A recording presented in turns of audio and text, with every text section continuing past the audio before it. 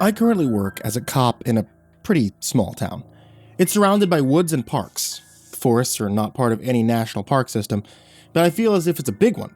No, I have to be vague about the area because I don't think my boss would appreciate me talking about this case. It's still pretty big news considering nothing ever happened in this area. When a child goes missing in the woods, and it should be big news. When two go missing, it's more than news. I never told anyone the truth about what happened in those woods. When I took a day looking for those children, I'm certain that if my boss heard any of this, he would strip me of my badge, he'd send me off to a head doctor, but I have to tell this in hopes that I get any information about who I came across that day. I had an early midlife crisis. Changed careers. I come from a long line of police officers, and I planned that to be my future, but because of some complications and boring reasons, I chose to do something else. And then, later on in my life, I regretted my choices, and I did what I needed to do to become a cop. Even though I look on the older side, I didn't actually have a lot of experience in law enforcement. The place that hired me didn't need someone who did, just a person that looked the part, Nothing happened in these small towns, just some easy to break up bar brawls, and hell, couldn't even call them brawls. I feel as if they only hired me so that I could go through their ancient filing system, update it because my boss refused to do it. While I was organizing the mountain of old paperwork and cases, I found that this town had a pretty regular pattern of hikers going missing in the trails. But after looking at the national average, I guess our town wasn't anything special. Nothing sinister going on, just people just get lost. I'd only been working in my new job for 6 months when the uproar started. A child had gone missing on one of the easier and short hiking trails with his family. His father had turned his head to talk to his wife when he looked back. His little boy was gone, and they thought that he had just ducked behind a tree to scare him, but after looking through the entire area, they grew panicked. The mother stayed where they last saw him, and the father ran to get help by the ranger station. They quickly organized a search for the boy. The mother stayed in the spot for nearly 10 hours, waiting and watching, not knowing what else to do. I'm not a hiker myself, but I joined the volunteers. I searched for the boy. Any spare moment that I had, I was doing whatever I could to help. I ended up with hundreds of bug bites, torn ankles from my new boots, but I never complained. A child was out in the woods. We couldn't find any trace of him. And then a girl was lost. She was a classmate of the boy and wanted to help. Some volunteers humored her and let her run water to people searching, but she could only go a few feet into the woods. If she saw someone coming near the trail end, she would run up to give them a cold bottle of water. She was in sight the entire time, and again, someone turned their head as she took a step onto the trail, and when they turned back, she was gone. The people who she had been walking towards hadn't turned their heads. They were completely bewildered and questioned what they had seen. She simply was gone in the blink of an eye. No one had a logical reason for it, so they didn't dwell on how the children disappeared, only that they now had 2 missing. Helicopters came. Scent dogs joined the search. But after a week, the search was trying to recover a body. 2 children under the age of 10 in the woods for that long wasn't likely to last. I'd been doing whatever I could in those days, but I felt useless. My boss noticed how badly this case was on my health, forced me to take a day off. After all, I wasn't a hiker or an expert in cases like these. I'd done everything I could, and if I kept hiking, I would burn myself out. He felt like there was more than enough people looking. I could rest for a day and then go back at it full force. I didn't listen to him. I did go to bed early the night before so I could be up at the crack of dawn to go back out on the trail. I wasn't a part of the volunteer team, and my boss told them I shouldn't be out there. They gave me some looks, but let me go hiking as long as I promised to stay on the short trails and not go into the woods, which I agreed. I could get lost, and, that wouldn't help anyone.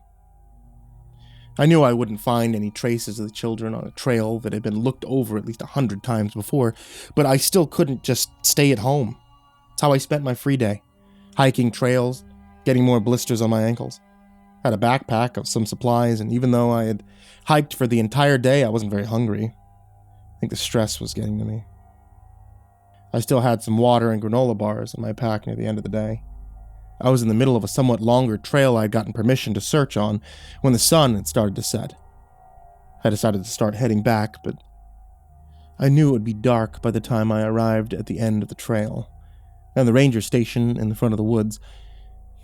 I knew I wasn't going to find anything, but I still felt disappointed ending the day empty-handed. The orange light of the sun had faded into a gray light. Strange gray light that made bright colors pop. I'd forgotten how strange that time of day looked. My orange shirt nearly looked neon in the gray light. Because of the odd light, I saw a bright white on the trail easier than I might have at a different time of day. Now, the trail had a slope to it. I had just reached the top, ready to go down, when I saw the white on the trail. I squinted to see a person standing wearing a long, white, baggy sweatshirt. The day had been hot, and not at all sweater weather. The person was short, and my heart started to race, but this person didn't look short enough to be 7. But it was still very strange to see a preteen just standing in the middle of the trail. I went down the slope towards them, hoping that I looked friendly, and they didn't book it into the woods. Hey, are you all right?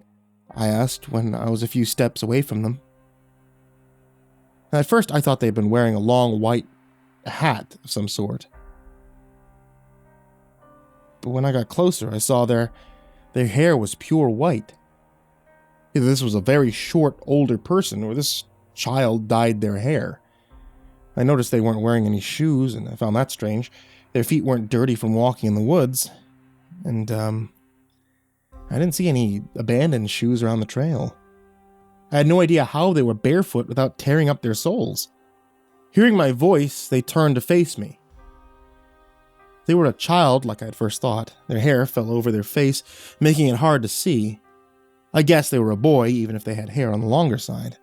Alarm bells were ringing in the back of my mind, but I couldn't ignore a lost child in the middle of the woods. Hey, I'm a cop. You're safe. My name's Hugh. I was carrying my badge in the backpack, and I held it out for the boy to see. The boy hadn't spoken or reacted in the slightest, but at least he was looking at me, showing he was listening. Are you lost?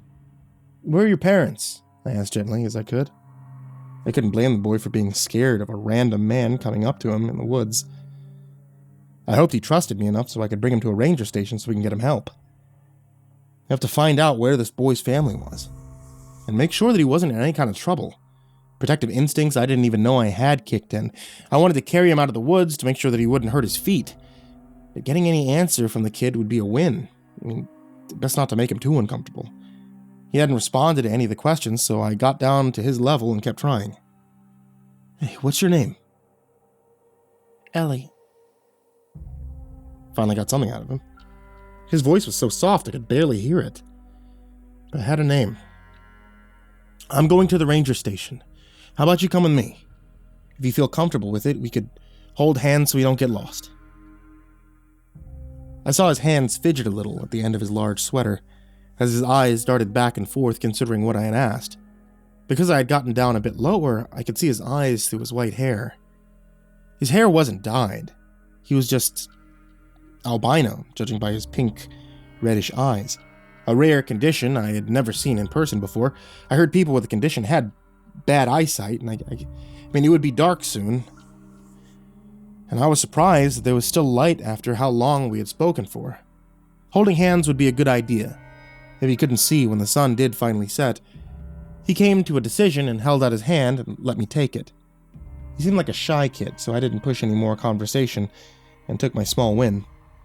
When we started to walk, I kept my eyes on the ground, making sure that I was guiding him away from anything that might harm his feet. I wish I had brought a pair of extra socks that day. Ellie was very light-footed, though. He carefully walked around twigs on tiptoes as if it was second nature to him. I remember not wearing shoes as a child, so maybe he had just adjusted without them. I wish I had a way to leave a note where I found him. I mean, if his parents were nearby, they would be worried. But I assumed they would go where we were headed, once they couldn't find him. I had my phone on me. I was glad I still had it charged. Still holding Ellie's hand, I tried to unlock my phone with one hand. It had frozen, which I thought was weird. It had never frozen before. I tried to restart it. My lock screen came back on, but the clock remained the same time it was when I first checked it. The sun still hadn't set. My phone clock wasn't moving. I wanted to call the station, saying I had found Ellie, but no matter what I tried, my phone just refused to work. I shoved it into my pocket to try to use it again at a different time. As we walked down a slope, I got hit with a deja vu. I thought I had already walked down this slope. In fact, I just found Ellie at the bottom, but I ignored it. The woods all looked the same to me. I could just be getting confused by my surroundings in the dark. I was never a good hiker, but when we hiked up another slope and came down again, I was seriously starting to think a tree growing on top of a boulder was the same one we had just passed. My throat was starting to get dry, and panic was rising in my chest. Why did everything look the same? Why had the sun not set yet? And why would my phone clock not move? I pushed those worries down until we passed by the same tree growing on top of the boulder a third time. I didn't want to stress out Ellie, who had silently been walking beside me the entire time. Ellie, could you do me a favor? I don't mean to worry you, but could you stand right here as I look over that slope ahead of us? I want to look ahead. Okay, I swear I won't leave you. The boy gave me a nod, and it looked like he didn't want to let go of my hand, but he let it go, and I half jogged up the trail to the small hill in front of us. When I started to walk away, Ellie had crouched over and started to shove sticks in the dirt. What I saw at the top of the hill gave me tunnel vision. I thought I was going to faint. I stood staring at Ellie, crouched over, playing with sticks. I looked behind me, I saw the same thing. This couldn't be happening. No, I had to be seeing things. Maybe Ellie had a twin and they were messing with me. I jogged down and I walked over to the tree I was using as a landmark. I put my useless phone on top of a root. Ellie was staring at me and I gave him a smile. Humor me, I told him. And started up the slope again. When I reached the top, Ellie still had his line of sticks, but I felt a weight in my pocket. My phone was no longer on the tree root. It was in my pocket. What the hell? I asked slowly to myself. I had to be going crazy. I mean, maybe the stress had finally gotten to me. I couldn't be stuck in a loop. These things just don't happen. I walked down. I stopped in front of Ellie, wondering what my face looked like in that moment. I mean, if this was really happening, then Ellie might know something. I mean, after all, when I found him, the loop started. But I wasn't ready to put any blame on him yet. I'm gonna climb a tree, I said, hands on my hips.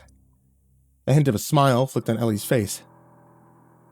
I had no idea what else to do. Clearly, I couldn't walk along the trail without getting brought back, but I wasn't about to risk going into the woods. I'd get put back on the trail, or I'd get lost in the trees. I mean, maybe, just maybe, if I climbed high enough, I could see something interesting. Or maybe the loop didn't reach high in the air. It was something I could try. I placed my bag at the base of the boulder tree, and I started to climb. Watch my bag for me, champ.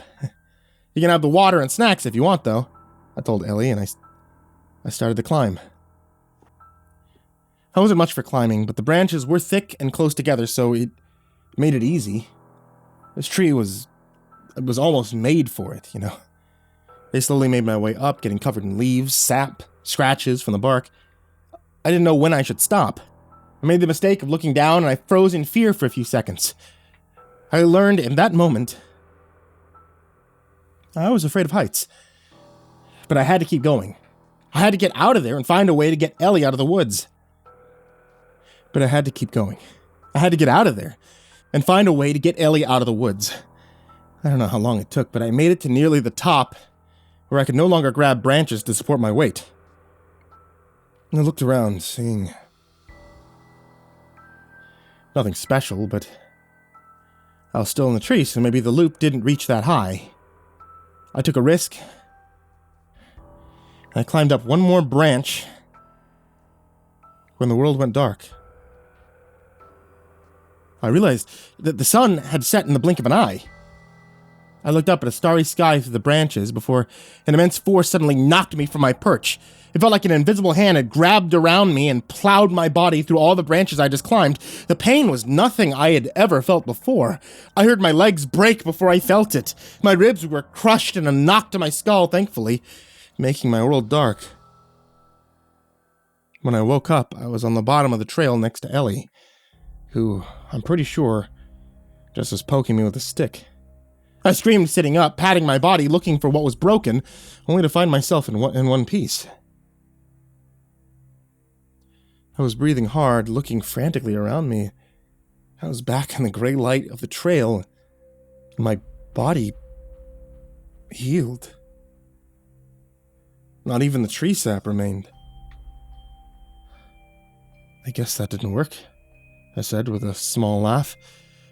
Enough, though, that I wanted to cry. My body was healed, but I still held the memory of the pain.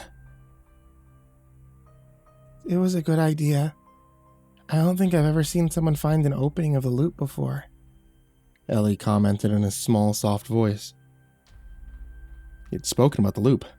I no longer could doubt that it was happening. The whole thing was now out in the open, and we needed to talk about it. I'm stuck in a loop, I said, slowly, still not fully believing it. Yes, you are, Ellie said with a nod. He was making doodles in the dirt with his stick, as if the strangest thing wasn't happening, like all this was normal.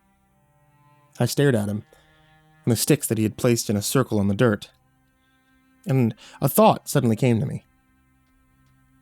I'm stuck? But you're not. The sticks Ellie had been playing with remained when my phone was returned. It may have been because Ellie hadn't moved, but his words made me clue in. He didn't agree that we were both stuck, just myself. I pulled my pack next to him and I patted on it, giving him a place to comfortably sit. All right, champ, take a seat. Let's figure out what's going on. With both of us, and unlimited time, I'm sure we can figure out why this is happening. You're not going to accuse me of trapping you? Ellie said. And the surprised tone in his voice was the most emotion that he had shown since we met. Nope. You don't seem the type. I could have sworn I saw his ears turn a little red through his hair. He sat on my backpack, knees tucked inside a sweater, making him look very small. For the small child he was, I knew in that moment he might not be human, but, lucky for myself, he had the answers to what was going on. Humans are born to die. Most creatures are. You can't understand an endless existence. Not truly understand it. If you did, you'd become something else. That's the purpose of this loop. For you to become something else. In this place you can't die. You just remain for your mind to rot or turn. The one that created this place reproduces this way.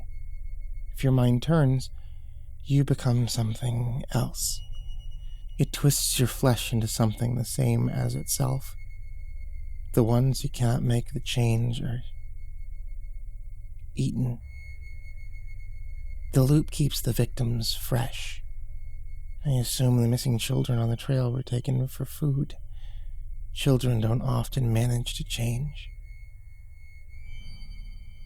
I got goosebumps listening to Ellie's words. I hated the idea of those two kids being trapped this way. Stuck in a forever loop, not understanding what was happening. Not being able to get out. I was lucky enough to come across someone to explain things to me. Ellie kept talking, so I pushed my thoughts aside. Humans can't break this loop. I'm not human, so I can't be trapped here. But I can't break this loop to save you. It goes against what I am. I can't save a human from a creature of the night. I, however, can make you this offer once. I can turn you into something else. Once you come to my side, I can save you. I can remove you from these woods. I can't guarantee your humanity, but you may end up as something far worse than the creature that trapped you here. Ellie stared at me so intensely with his red eyes, it felt like the forest was closing in on me, waiting to hear my answer. I could either become a creature after suffering through an endless amount of time, or I could take him up on his offer and become something else. Take a huge risk. No, thank you, I said, with a small smile. To my surprise, Ellie smiled back. A small one, but still a smile. I knew he wasn't going to offer to turn me again, but I also knew Ellie was here for a reason.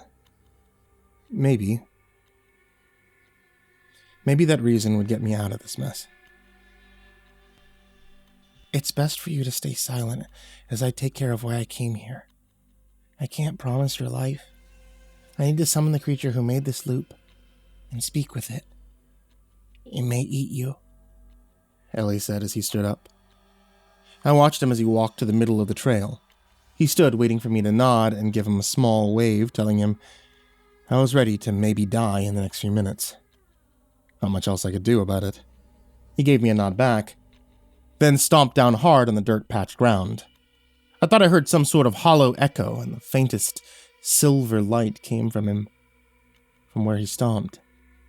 My body sensed the creature before I saw it. Every hair on the back of my neck stood on end and my hands started to shake. I had never been so scared in my life. I would honestly rather be thrown from a tree 100 times than be sitting on the trail when the creature showed itself. It was enormous, a black mass that flickered through the trees like a ghost. Its white glowing eyes and clawed black hands looked solid enough. Wrapping one hand around a tree, it looked so big it could easily rip that tree from the roots. Even though it was massive, its voice was barely a whisper. It was right in front of us, yet I could barely get a good look. It was like my eyes refused to focus on the thing, and I was glad for that. What creature has wandered into my forest? It reached out a large claw towards Ellie, who stood firm. Even in my state, I wanted to run and protect him. The claw stopped right in front of his face when Ellie started to speak. You have created for too many children. Your limit was 2. You are taking too many humans to feed them. And I suspect you took this other human to create a new. Ellie's strong words were cut off by a rasping laugh from the woods that made my skin crawl.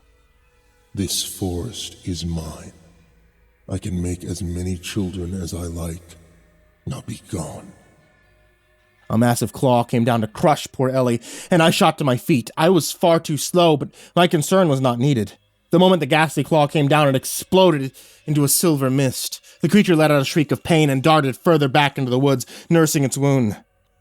Ellie had not moved, and his back was turned to me, but I could feel he was very angry. You cannot be. The monster hissed with a voice full of hate. The Silver King is dead. I cannot die, and you have insulted me beyond going past your child limit. As a punishment, you must kill the most recent ones that you've created. You must also break the loops of the humans you've trapped. Humans that are most suited to be returned to their world, adjusted to life peacefully. You'll go hungry for a while, but be thankful for your life. The monster hissed. More darted back and forth between the trees, considering what to do. It clearly wanted to kill Ellie, but couldn't. I couldn't believe that Ellie, the small child before me, was a scarier monster than the dark thing in the woods. But the proof was the thing not attacking. With more pacing and hateful hissing, it agreed. Oh, thank you, my dear Silver King, for sparing my life this night. I shall never forget it. Never. I'd never heard such pure hate before. It made me feel sick just listening to that dreadful voice. I had no idea how Ellie stood so still with him directed towards him. He was a tough kid, it seemed. I expected something special to happen, but I just blinked and everything returned to normal. It was dark, meaning the sun had finally set. Ellie stood in the same spot, the monster in the woods gone. I checked my phone, finding that it worked, but I didn't use it to call for help. I knew I was safe to walk the end of the trail and out of the woods. Ellie looked at me with a hard-to-read look on his face. It lightened when I offered my hand to him so that we can continue our way, the same way that we'd started. Even in the dark, I saw his face flush a little. He was a big, important figure amongst very scary creatures. I don't think he often was treated like a child that he was, and appreciated the gesture.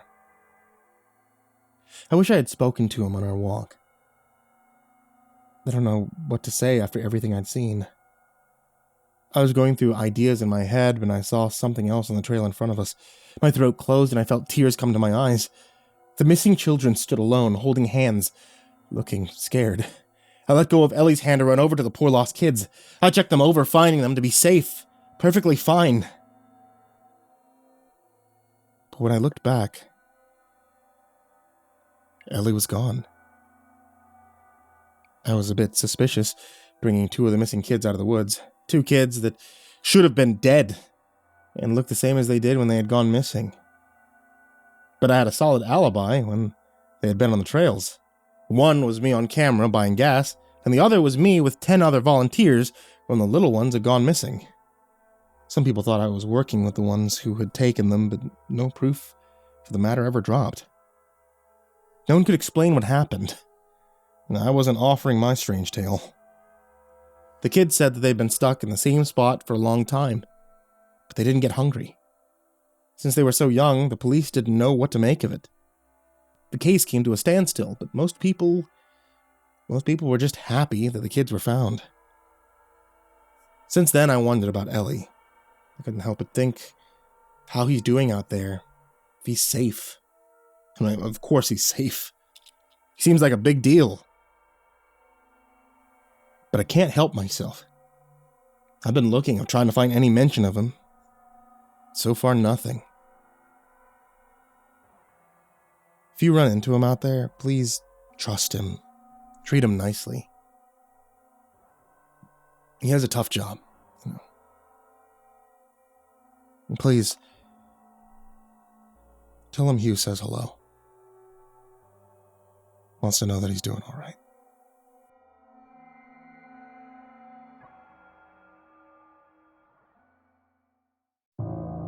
Hey there kids, it's me, MrCreepyPasta, and thank you for watching tonight's video, or listening to tonight's podcast, and thank you for clicking the thumbs up, the subscribe, the follow, the bell, the whatever helpful thing there is on such a platform. For those of you that live in cooler climates, you'll probably like to have a nice cup of tea. To get a nice cup of tea, my wife sells it. It's at etsy.com/shop/ivorymonocletea. You can get a whole bunch of different teas there, including creepypasta-based teas. And as always, I want to give a very big thank you to everybody who is supporting me on Patreon.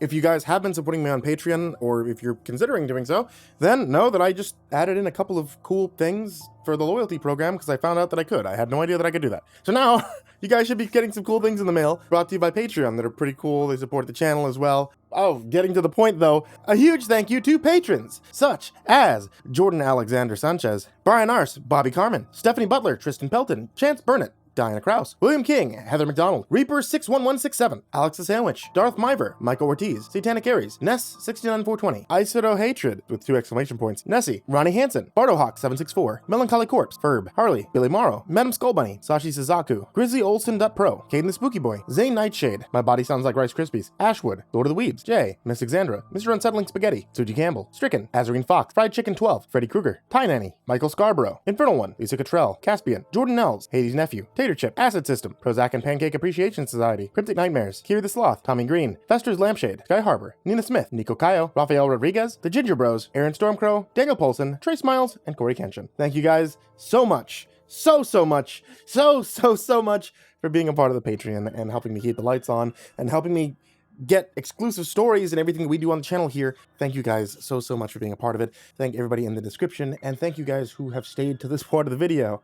It really means so much to me. I hope you all have a very happy Halloween and sweet dreams.